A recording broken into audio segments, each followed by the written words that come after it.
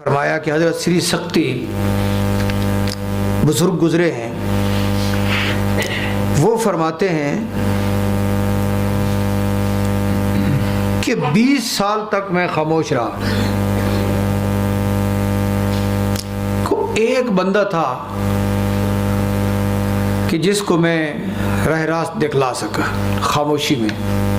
20 साल तक मैं खामोश रहा। कोई एक आध बंदे को मैंने अपने साथ मिलाया। और इसके बाद फरमाते हैं कि मैंने गुफ्तगू शुरू की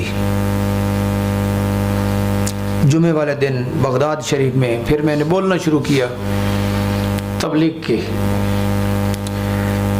तो फरमाते हैं मैंने इस तरह तबलीग की कि अजिब तो मिन दाइफिन आसा कवियन, ये तबलीग शुरू कर दी कि उस कमज़ोर से मुझे ताज्जुब है जो एक कवी की नाफरमानी करता है। ये बात मैंने सिर्फ की, इतनी सी बात की कि मुझे ताज्जुब है उस कमज़ोर पर जो एक कवी की नाफरमानी करता है। ये बात की। जुमे वाले दिन मैंने ये बात की। और इसके बाद हफ्ते वाले दिन एक नौजवान मेरे पास आया।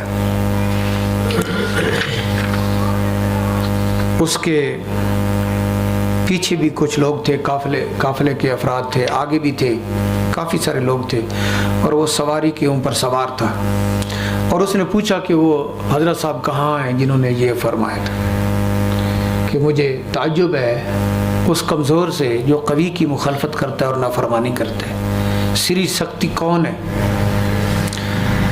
तो किसी ने बताया कि ये है हजरत श्री शक्ति। फरमाते हैं कि हम नशीनों में से किसी ने बता दिया कि ये बुजुर्ग है।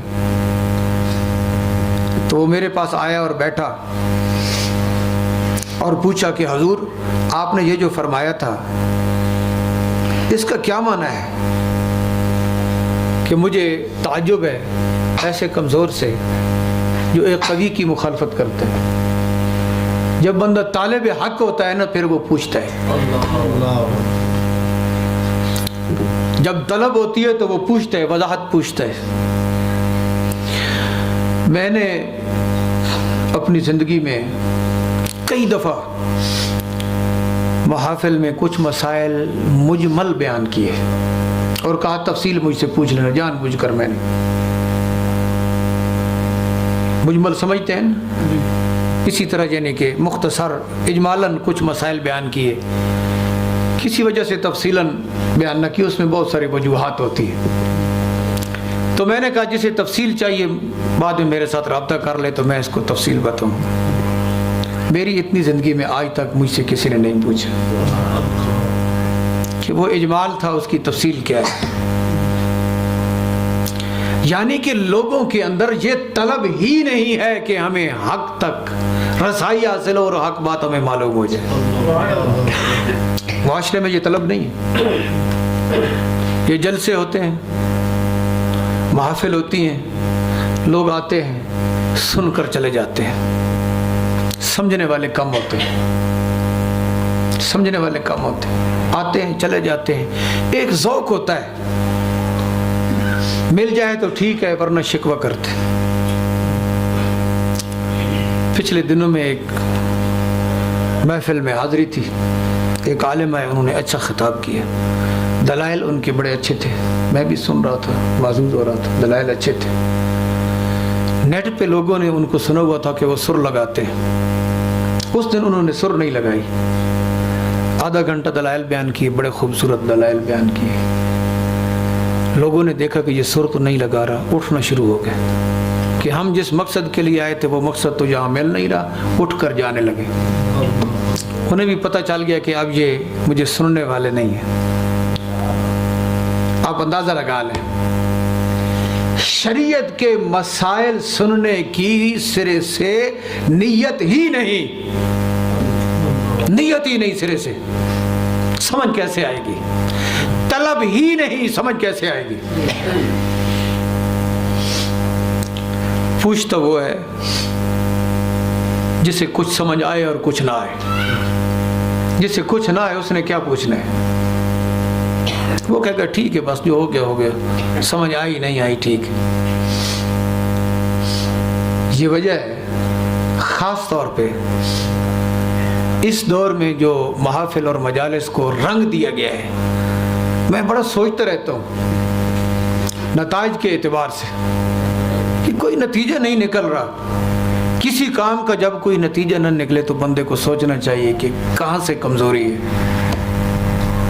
कमज़ोरी कहाँ से। तो हमारी मजालिस और महफिल की कमज़ोरियाँ बहुत ज़्यादा हैं और उनमें ज़्यादातर यही है कि लोगों के ज़ौक़ को मलूज़ खातिर रखा जाता है, हकीकत को मलूज़ खातिर नहीं रखा जाता। तो फरमाया ये इखलास एक राज है बंदे के दरमियान और उसके रब के दरमियान। इसको तो फरिश्ता भी नहीं जानता कि उसे लिखे, और इसे शैतान भी नहीं जानता कि उसको खराब करे। और न यहाँ कोई ख्वाहिश है। फरमाया ये इखलास, ये जब बंदा उस मकाम पर होता है ना जो मुखलिसीन है, तो उनका जो इखलास है वो एक राज होता है जिस पर फरिश्ता भी मुत्तले नहीं होता, वो इखलास होता है। और फिर यहाँ इरशाद फरमाया कि असल में जो इखलास है वो अमल का सुथरा हो जाना शिर्क से और रियाकारी से। इखलास क्या है? अमल का सुथरा हो जाना शिर्क से भी और रियाकारी से भी। और इरशाद फरमाया कि हकीकत इसकी ये है कि फेल ऐसा साफ हो जाए कि मखलूक का लिहाज उसमें न रहे।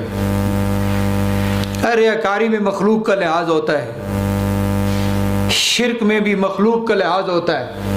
तो जब अमल में ये सारे लिहाज ख़त्म हो जाए तो वो इखलास होता है, न किसी को दिखलाने के लिए न किसी को बताने के लिए। हज़रत शेख सादी साहब ने यहाँ पर एक हिकायत लिखी है कि एक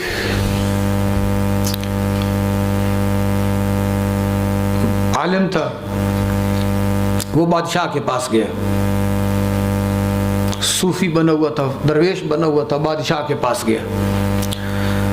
बादशाह ने खाना पेश किया तो इसने थोड़ा खाया कि बादशाह कहेगा कि ये परहेजगार लोग थोड़ा खाते हैं, ज़्यादा नहीं। जब नमाज का वक्त हुआ तो नमाज ज़्यादा पढ़ी कि बादशाह समझेगा कि ये परहेजगार लोग हैं, बड़ी लंबी नमाजें पढ़ते हैं। ये काम करके घर वापस आ गए, क्योंकि भूख लगी थी। घर आके कहता है कि रोटी दोबारा दो मुझे। वहाँ तो थोड़ी खाई थी ना भाई, वो बादशाह क्या कहेगा कि ये सूफी है इतना खाता है, तो वहाँ थोड़ा खाए ताकि पता चले कि ये थोड़ा खाते हैं, इबादत करते हैं।